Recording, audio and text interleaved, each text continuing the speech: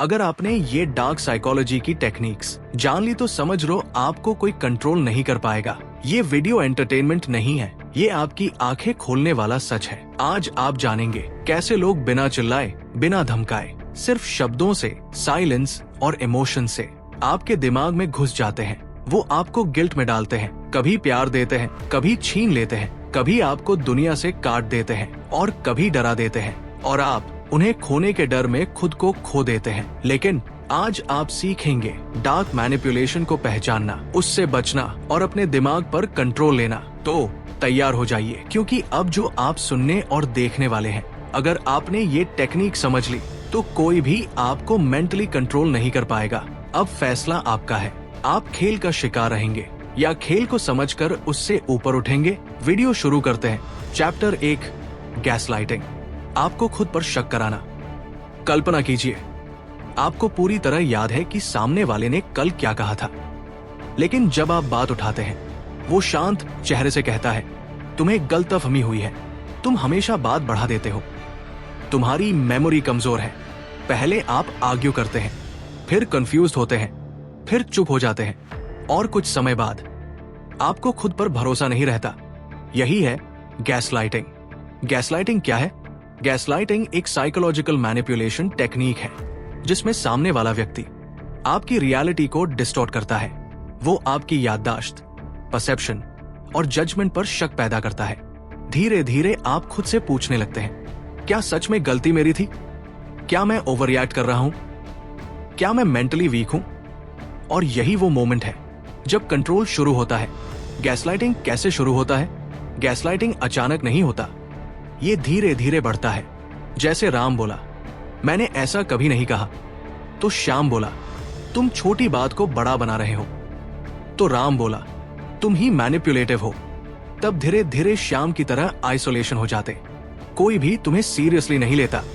और जब ये चारों स्टेज कंप्लीट हो जाते हैं तो इंसान इमोशनली डिपेंडेंट हो जाता है। दिमाग पर इसका असर, जब बार बार आपकी रियलिटी को चैलेंज किया जाता है तो आपका ब्रेन कॉग्निटिव डिसोनेंस में चला जाता है।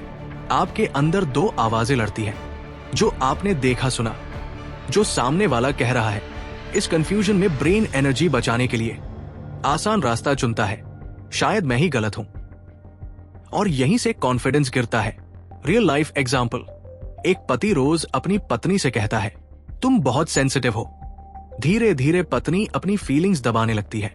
उसे लगता है शायद मैं ही ज्यादा सोचती हूं। वास्तव में वो सेंसिटिव नहीं है, उसे बस इमोशनली इनवैलिडेट किया जा रहा है। गैसलाइटिंग पहचानने के संकेत, आप हर समय अपोलोजाइज करते हैं, आपको लगता है आप ओवरथिंकर हैं, आप अपने फैसलों पर डाउट करते हैं, आप दोस्तों से कम मिलने लगे हैं। अगर ये साइंस है तो सावधान हो जाइए। इससे बचने का तरीका, अपनी फीलिंग्स लिखना शुरू करें, कॉन्वर्सेशंस को मेंटली नोट करें, ट्रस्टेड लोगों से रियलिटी चेक लें, बाउंड्रीज क्लियर रखें। याद रखिए, अगर कोई आपको बार बार कंफ्यूज करता है तो वो क्लैरिटी नहीं चाहता, वो कंट्रोल चाहता है। चैप्टर 2, गिल्ट ट्रिपिंग, अपराध बोध का जाल। अगर तुम सच में मुझसे प्यार करते हो तो ये करोगे। सुनने में सिंपल लगता है, लेकिन ये सबसे पावरफुल इमोशनल वेपन है। गिल्ट ट्रिपिंग में सामने वाला आपकी एम्पैथी का इस्तेमाल करता है। गिल्ट कैसे काम करता है? हर इंसान के अंदर मोरल सिस्टम होता है। हम अच्छा इंसान दिखना चाहते हैं। जब कोई हमें सेल्फिश महसूस कराता है तो हमारा ब्रेन स्ट्रेस हार्मोन्स रिलीज करता है।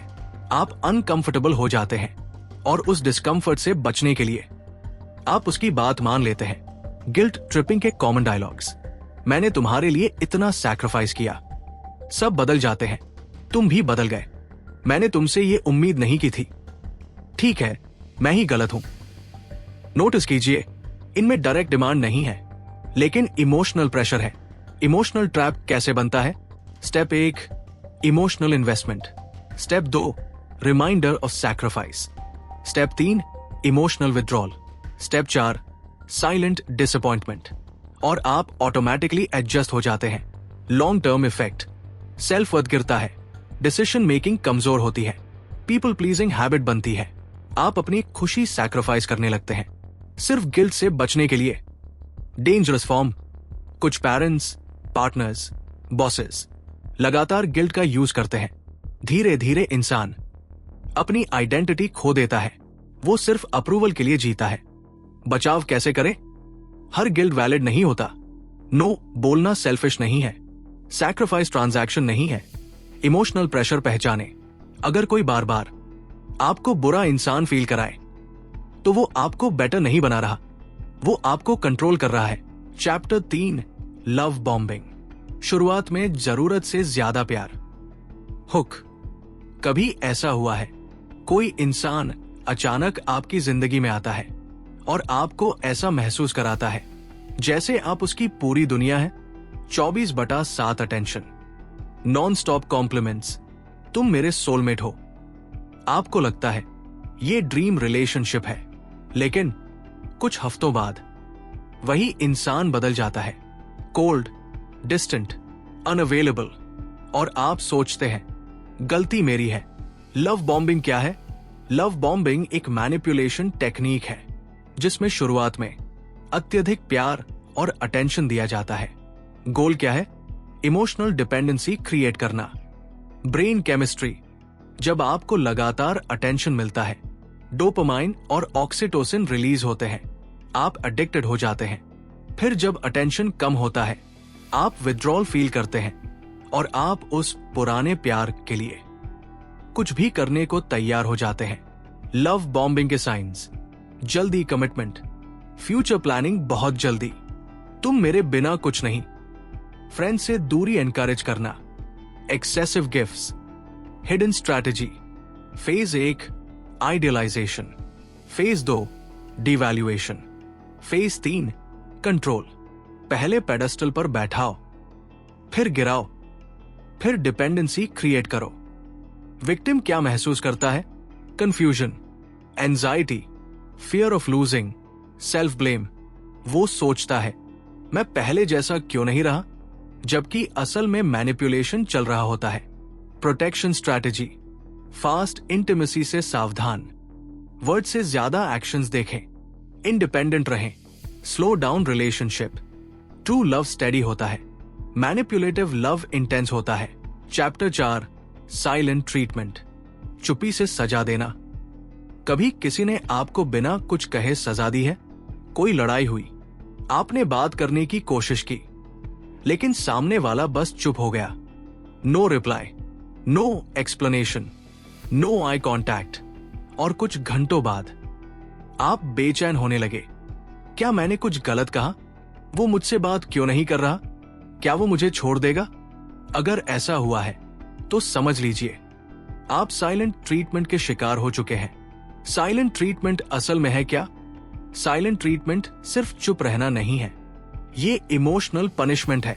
ये एक ऐसी स्ट्रैटेजी है जिसमें कोई व्यक्ति जानबूझकर कम्युनिकेशन बंद कर देता है ताकि सामने वाला इमोशनली टूट जाए। ये पैसिव एग्रेसिव कंट्रोल है। कोई चिल्लाता नहीं, कोई गाली नहीं देता, लेकिन दिमाग के अंदर तूफान आ जाता है। ये इतना खतरनाक क्यों है? इंसान सोशल बीइंग है।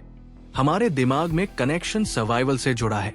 जब कोई हमें इग्नोर करता है तो ब्रेन इसे रिजेक्शन के रूप में लेता है। रिसर्च बताती है कि सोशल रिजेक्शन का दर्द फिजिकल पेन जैसा एक्टिवेट होता है। मतलब चुप्पी भी चोट पहुंचाती है। मैनिपुलेटर क्या चाहता है? साइलेंट ट्रीटमेंट का असली मकसद है पावर शिफ्ट। जब वो बात करना बंद करता है तो कंट्रोल उसके हाथ में चला जाता है। आप इनिशिएट करते हैं, आप अपोलोजाइज करते हैं, आप एडजस्ट करते हैं, और वो बस चुप रहता है। धीरे धीरे आप कंडीशन हो जाते हैं कि फ्यूचर में आप उसे नाराज ही ना करें। पैटर्न को समझिए। Stage 1, conflict. स्टेज 2, अचानक साइलेंस। स्टेज 3, आपकी एंजाइटी। स्टेज 4, आपका अपॉलॉजी। स्टेज 5, उसका पावर गेन। और ये साइकिल रिपीट होता रहता है। Emotional impact: overthinking, self doubt, fear of abandonment, attachment insecurity. आप हर बार सोचते हैं इस बार ऐसा ना हो, और आप अपनी वॉइस खो देते हैं। इससे बचाव कैसे करें? साइलेंस को पनिशमेंट ना माने, क्लियर कम्युनिकेशन डिमांड करें। मैं रेडी हूं बात करने के लिए कहकर स्पेस दे। इमोशनल डिपेंडेंसी कम करें। याद रखिए, हेल्दी रिलेशनशिप में साइलेंस हीलिंग होता है, मैनिपुलेटिव रिलेशनशिप में साइलेंस वेपन होता है। चैप्टर 5, प्लेइंग विक्टिम, हमेशा खुद को पीड़ित दिखाना। क्या आपने कभी नोटिस किया है, कुछ लोग हर कहानी में खुद को हीरो नहीं, विक्टिम बनाते हैं। अगर आप सवाल पूछें, वो दुखी हो जाते हैं। अगर आप लिमिट सेट करें, वो आहत हो जाते हैं और अंत में आप ही गिल्टी महसूस करने लगते हैं। ये कोइंसिडेंस नहीं है, ये स्ट्रैटेजी है। प्लेइंग विक्टिम क्या है? प्लेइंग विक्टिम एक मैनिपुलेशन टेक्निक है जिसमें व्यक्ति खुद को हमेशा गलत समझा गया, सताया गया या पीड़ित दिखाता है ताकि सिंपैथी और कंट्रोल दोनों मिल सके। ये कैसे काम करता है? स्टेप 1, इमोशनल ट्रिगर, सब मुझे गलत समझते हैं। स्टेप 2, सेल्फ पिटी, मैंने हमेशा सबके लिए किया। स्टेप 3, ब्लेम शिफ्ट, तुम भी बाकी लोगों जैसे हो। स्टेप 4, सिंपैथी गेन, आपका ब्रेन एम्पैथी मोड में चला जाता है और आप कॉन्फ्रंटेशन छोड़ देते हैं। हिडन मोटिव, विक्टिम माइंडसेट 2 चीजें देता है, रिस्पॉन्सिबिलिटी से छुटकारा, मॉरल सुपीरियॉरिटी। जब कोई खुद को पीड़ित दिखाता है तो वो इनडायरेक्टली ये मैसेज देता है, मैं गलत नहीं हो सकता, और आप चैलेंज करने से डरते हैं। Long term effect, you suppress your truth, you walk on eggshells, you lose emotional balance. Manipulator कभी ओपनली अटैक नहीं करता, वो बस आहत दिखता है और आप खुद को सेंसर करने लगते हैं। एग्जाम्पल, बॉस आपको एक्स्ट्रा काम देता है, आप कहते हैं ये बहुत ज्यादा है, वो जवाब देता है मैं भी प्रेशर में हूं, कोई मेरी सिचुएशन नहीं समझता। अब आप क्या करेंगे? चुपचाप काम कर देंगे क्योंकि आप इनसेंसिटिव नहीं दिखना चाहते। प्रोटेक्शन स्ट्रैटेजी, एम्पैथी और अकाउंटेबिलिटी अलग रखें। मैं समझता हूं का मतलब मैं अग्री करता हूं नहीं होता। इमोशनल रिएक्शन से पहले पॉज लें, क्लियर बाउंड्रीज रखें। याद रखिए, हर दुखी चेहरा सच्चा विक्टिम नहीं होता। Chapter 6, fear plus scarcity technique, डर और कमी का खेल। ये मौका आखिरी है, अगर अभी डिसीजन नहीं लिया तो पछताओगे। सब तुम्हारे खिलाफ है। डर सबसे पुराना और सबसे पावरफुल वेपन है, और जब डर को कमी, स्कैर्सिटी के साथ मिला दिया जाए तो इंसान लॉजिक खो देता है। फियर ब्रेन पर क्या करता है? जब हम डरते हैं तो अम्यगदला एक्टिवेट होता है, लॉजिकल थिंकिंग स्लो हो जाती है, सर्वाइवल इंस्टिंक्ट एक्टिवेट हो जाती है। मतलब आप रिएक्ट करते हैं, सोचते नहीं। मैनिपुलेटर यही चाहता है। स्कैर्सिटी क्या है? स्कैर्सिटी मतलब limited time, limited opportunity, limited love. जब आपको लगता है कि कुछ खत्म होने वाला है तो आप इंपल्सिव डिसीजन लेते हैं। Combined strategy, fear plus scarcity panic decision. Example, relationship में अगर तुमने अभी कमिटमेंट नहीं दिया तो मैं चला जाऊंगा। मार्केटिंग में ओनली 2 सीट्स लेफ्ट। फ्रेंडशिप में अगर तुम मेरे साथ नहीं आए तो मैं किसी और को ले जाऊंगा। ये इमोशनल प्रेशर है, emotional manipulation cycle. Threat, urgency, anxiety, quick compliance, और बाद में आप रियलाइज करते हैं आपने सोचे बिना डिसीजन लिया। Long term effect, constant anxiety, fear based attachment, low confidence, dependency. आप स्ट्रॉन्ग डिसीजन मेकर नहीं रह जाते, आप रिएक्टिव बन जाते हैं।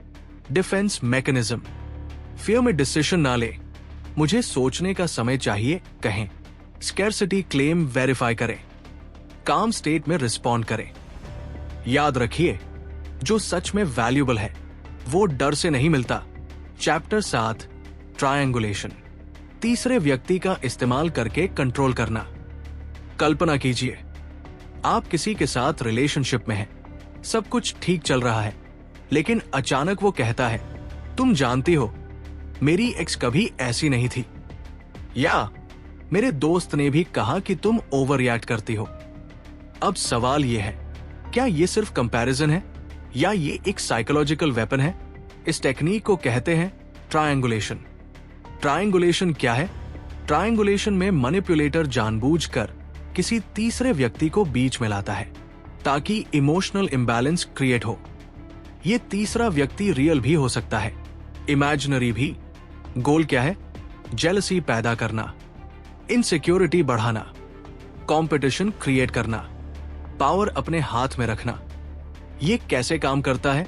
Stage 1, introduction of third person, वो तुम्हारे बारे में पूछ रहा था।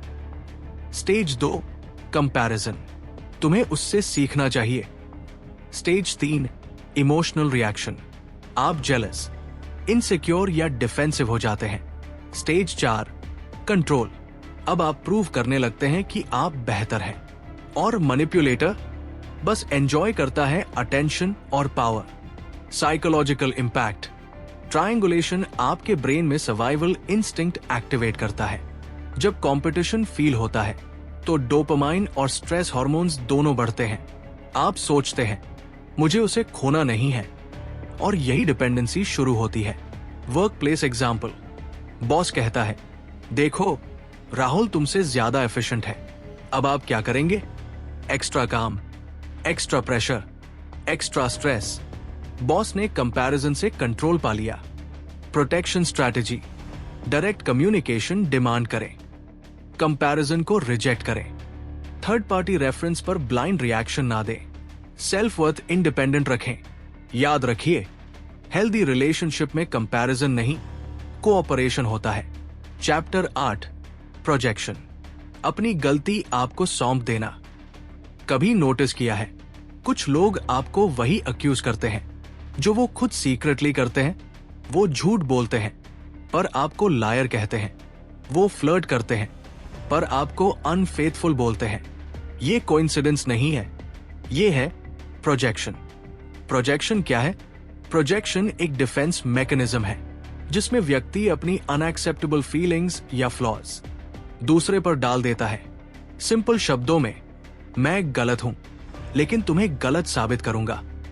ये कैसे काम करता है? स्टेप 1, इनर गिल्ट, मैनिपुलेटर अंदर से इनसिक्योर या गिल्टी होता है। स्टेप 2, एक्यूजेशन, वो आपको अक्यूज करता है। स्टेप 3, डिफेंसिव मोड, आप खुद को एक्सप्लेन करने लगते हैं। स्टेप 4, रियल इशू हिडन, असल समस्या दब जाती है। Emotional strategy, projection confusion create करता है। आप सोचते हैं मैंने ऐसा क्या किया, और मीनवाइल वो अपनी गलती से बच जाता है। रिलेशनशिप एग्जाम्पल, अगर कोई पार्टनर सीक्रेटली चीटिंग कर रहा है तो वो अक्सर आप पर शक करेगा। क्यों? क्योंकि उसका ब्रेन अस्यूम करता है कि जो वो कर रहा है दूसरा भी कर सकता है। ये गिल्ट शिफ्टिंग है, ब्रेन मैकेनिज्म। प्रोजेक्शन ईगो को प्रोटेक्ट करता है। जब ट्रूथ पेनफुल होता है तो ब्रेन उसे बाहर पुश कर देता है और सामने वाला टारगेट बन जाता है। प्रोटेक्शन स्ट्रैटेजी, एक्यूजेशन को कामली एनालाइज करें, इमोशनल ट्रैप में तुरंत रिएक्ट ना करें, पैटर्न ऑब्जर्व करें, एविडेंस बेस्ड कॉन्वर्सेशन करें। अगर कोई बार बार आपको वही अक्यूज करे जो लॉजिकली फिट नहीं बैठता तो पॉज लेकर सोचिए। चैप्टर 9, फ्यूचर फेकिंग, झूठे सपनों से बांध कर रखना। जैसे हम शादी करेंगे, बस थोड़ा टाइम दो, सब बदल जाएगा, मैं तुम्हारे साथ फ्यूचर देखता हूं। सुनने में खूबसूरत लगता है, लेकिन अगर प्रेजेंट में बिहेवियर टॉक्सिक हो तो ये प्रॉमिसेस क्या है? ये है फ्यूचर फेकिंग। फ्यूचर फेकिंग क्या है? फ्यूचर फेकिंग में मैनिपुलेटर बड़े बड़े प्रॉमिसेस करता है लेकिन उन्हें पूरा करने का इंटेंशन नहीं होता। गोल आपको होप में बांधे रखना। Emotional trap, stage 1, big dream. Stage 2, emotional attachment. Stage 3, delay. Stage 4, excuse. Stage 5, repeat promise. और आप सोचते रहते हैं शायद इस बार सच होगा। Hope addiction, hope powerful drug है। जब कोई फ्यूचर पिक्चर पेंट करता है तो ब्रेन डोपामाइन रिलीज करता है। आप उस इमेजिन फ्यूचर से अटैच हो जाते हैं। रियलिटी खराब हो सकती है लेकिन फ्यूचर फैंटेसी ब्यूटीफुल होती है। मैनिपुलेटर इसी फैंटेसी को फ्यूल करता है। Long term effect, emotional waiting, self sacrifice, lost time, broken trust. आप प्रेजेंट पेन इग्नोर करते हैं फ्यूचर ड्रीम के लिए। एग्जाम्पल, पार्टनर अब्यूजिव है लेकिन कहता है मैं बदल जाऊंगा, हम परफेक्ट फैमिली बनाएंगे। आप रुक जाते हैं, साल बीत जाते हैं, प्रॉमिस वही रहता है, बिहेवियर वही रहता है। प्रोटेक्शन स्ट्रैटेजी, वर्ड से ज्यादा एक्शंस देखें, टाइमलाइन डिमांड करें, पैटर्न ऑब्जर्व करें, प्रेजेंट बिहेवियर को इग्नोर ना करें। रिमेंबर, फ्यूचर बिना प्रेजेंट चेंज के सिर्फ इल्यूजन है। Chapter 10, intermittent reinforcement. कभी प्यार और कभी दूरी, इमोशनल रोलर कोस्टर। क्या आपने कभी महसूस किया है कोई इंसान कभी आपको दुनिया का सबसे खास व्यक्ति महसूस कराता है और कभी ऐसे इग्नोर करता है जैसे आप एग्जिस्ट नहीं करते? एक दिन एक्सट्रीम प्यार, दूसरे दिन कोल्ड साइलेंस। आप कंफ्यूज्ड हो जाते हैं लेकिन दूर भी नहीं जा पाते। यही है इंटरमिटेंट रीइंफोर्समेंट। ये इतना खतरनाक क्यों है? क्योंकि ये टेक्निक कैसीनो के स्लॉट मशीन्स जैसी है। आप हर बार जीतते नहीं लेकिन कभी कभी जीतते हैं और वही कभी कभी आपको एडिक्टेड बना देता है। साइकोलॉजिकल साइंस, जब रिवॉर्ड प्रेडिक्टेबल होता है तो एक्साइटमेंट कम होता है, लेकिन जब रिवॉर्ड अनप्रेडिक्टेबल हो तो डोपामाइन स्पाइक ज्यादा होता है। ब्रेन सोचता है शायद अगली बार फिर अच्छा होगा और आप लगे रहते हैं। Relationship pattern, phase 1 intense love, phase 2 sudden distance, phase 3 confusion, phase 4 small reward, phase 5 emotional hook. Manipulator आपको इमोशनल रोलर कोस्टर पर बैठा देता है। आप स्टेबिलिटी नहीं, एक्साइटमेंट चेस करने लगते हैं। विक्टिम क्या महसूस करता है? Anxiety, overthinking, constant checking, message, call, fear of losing. आप स्ट्रांग नहीं रहते, आप रिएक्टिव बन जाते हैं। Hidden motive, unpredictability control. अगर बिहेवियर स्टेबल हो तो आप कॉन्फिडेंट रहते हैं, लेकिन अगर बिहेवियर रैंडम हो तो आप अप्रूवल चेस करते हैं। बचाव कैसे करें? पैटर्न पहचानें, कंसिस्टेंसी को वैल्यू दें, इमोशनल हाई से सावधान रहें, रोलर कोस्टर से उतरने का साहस रखें। ट्रू लव स्टेबल होता है, एडिक्शन अनस्टेबल होता है। Chapter 11, mirroring manipulation. आपकी पर्सनैलिटी कॉपी करके ट्रस्ट जीतना। कभी ऐसा हुआ है कोई नया इंसान आपकी जिंदगी में आया और लगा ये तो बिल्कुल मेरे जैसा है, same hobbies, same opinions, same struggles. आपको लगा डेस्टिनी है, लेकिन क्या ये सच में कनेक्शन था या केयरफुली डिजाइन रिफ्लेक्शन? मिररिंग क्या है? मिररिंग एक सोशल स्किल है जिसमें हम नेचुरली सामने वाले की बॉडी लैंग्वेज या टोन मैच करते हैं, लेकिन डार्क साइकोलॉजी में इसे वेपन बनाया जाता है। मैनिपुलेटर जानबूझकर आपकी पर्सनैलिटी कॉपी करता है ताकि ट्रस्ट जल्दी जीत सके। Strategy breakdown. Step 1, observation. वो क्वाइटली आपको स्टडी करता है। Step 2, reflection. आपकी पसंद, आपके वर्ड्स, आपकी बॉडी लैंग्वेज कॉपी करता है। Step 3, emotional bond. आपको लगता है ये मुझे समझता है। Step 4, access. अब उसे आपके इमोशंस तक एंट्री मिल चुकी है। Brain mechanism. जब कोई हमारे जैसा दिखता है तो ब्रेन उसे सेफ मानता है। सिमिलैरिटी ट्रस्ट और ट्रस्ट इमोशनल ओपननेस। मैनिपुलेटर इसी शॉर्टकट का फायदा उठाता है। Dangerous twist.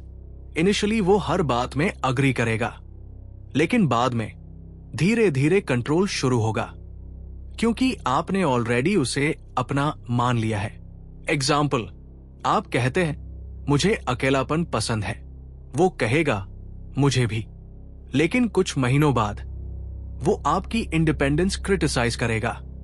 अब आप कंफ्यूज्ड होंगे, पहले तो ये ऐसा नहीं था, क्योंकि पहले वो रिफ्लेक्शन था, रियलिटी नहीं। Protection strategy. फास्ट बॉन्डिंग से सावधान रहें, वर्ड्स नहीं, कंसिस्टेंसी देखें। हेल्दी डिसएग्रीमेंट ऑब्जर्व करें, आइडेंटिटी मेंटेन रखें। ट्रू कनेक्शन ग्रेजुअल होता है, फेक मिररिंग इंस्टेंट होता है। चैप्टर 12 ग्रेजुअल बाउंड्री एरोजन, धीरे धीरे आपकी लिमिट्स तोड़ना।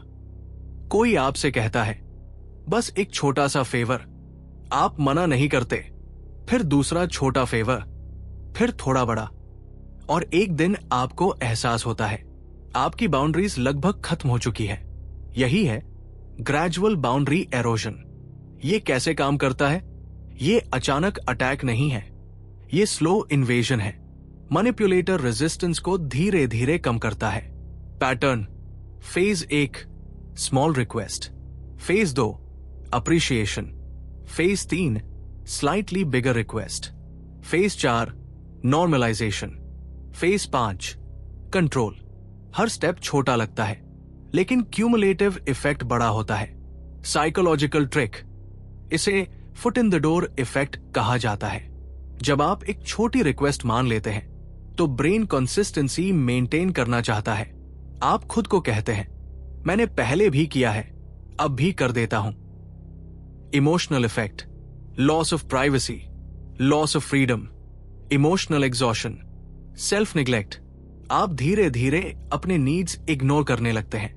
मैनिपुलेटर का गोल: कंप्लीट एक्सेस, आपके टाइम पर, आपके डिसीजंस पर, आपके इमोशंस पर, और ये सब बिना ओपन कॉन्फ्लिक्ट के।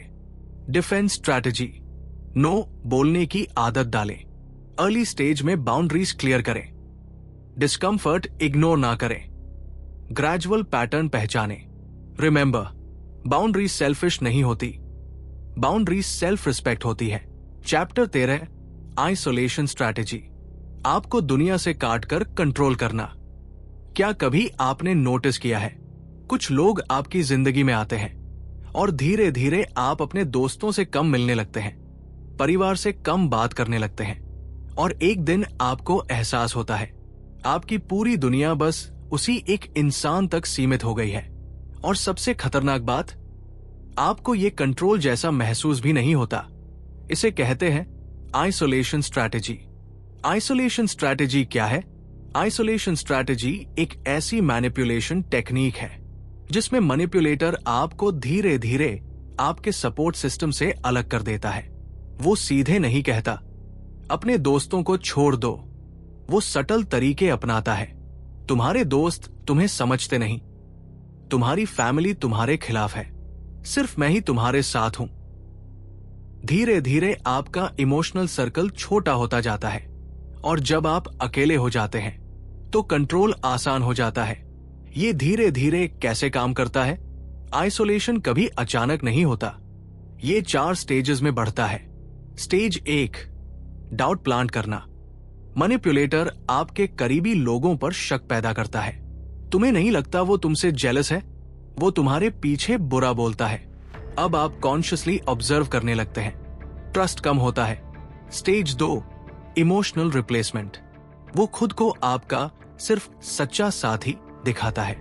मैं ही हूं जो तुम्हें समझता हूं, बाकी सब फेक है। अब आपका इमोशनल अटैचमेंट शिफ्ट होने लगता है। Stage 3 conflict creation. वो ऐसी सिचुएशंस क्रिएट करता है जिससे आपके और आपके लव्ड वंस के बीच टेंशन बढ़े। स्मॉल मिसअंडरस्टैंडिंग्स को बड़ा बनाना, हाफ ट्रूथ शेयर करना, सिलेक्टिव इंफॉर्मेशन देना। अब रिलेशनशिप्स वीक होने लगते हैं।